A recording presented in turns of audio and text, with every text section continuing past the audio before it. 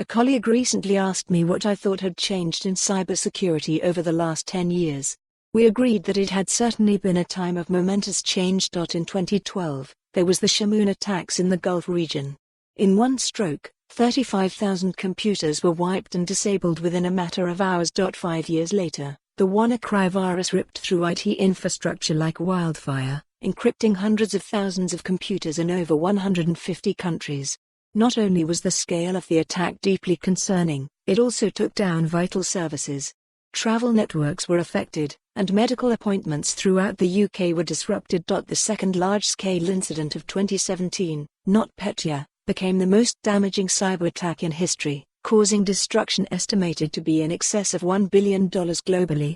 The transport industry was hit hard, with ships stuck at port and staff having to ferry around pieces of paper to keep cargo moving. And just last year, our Cisco Talos researchers uncovered a global attack we named Sea Turtle, which compromised trust in the Internet by undermining the DNS system that translates domain names into machine-readable IP addresses. The media lens. Nobody could ignore the effects of WannaCry, but during the decade the media also helped increase awareness of cyber issues.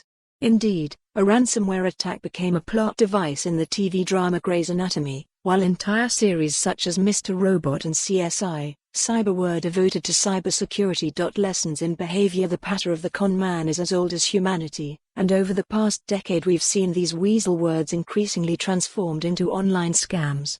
Awareness of scams and malicious emails has risen thanks to bodies such as GetSafeOnline.org and the Information Commissioner's Office, but the risk of falling for a phishing attack or clicking the link in a malicious email is never going to go away. To be human is to commit human error. Indeed, despite working in cybersecurity, I personally fell for my own firm's internal phishing test. At the very least, I learned that you can't be complacent when it comes to security. Fighting back as cybercrime has evolved over the decade, so have our responses. The Chief Information Security Officer has emerged as the C-suite role responsible for protecting networks and systems. The government has also stepped up. In 2010, the UK National Security Strategy rated cyber attacks as the highest level of threat.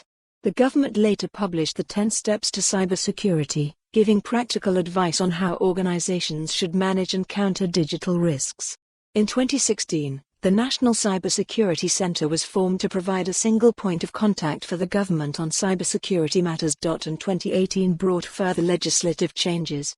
The Network and Information Systems Regulations mandated that providers of essential services must implement security measures. For more on this story, visit the news article link.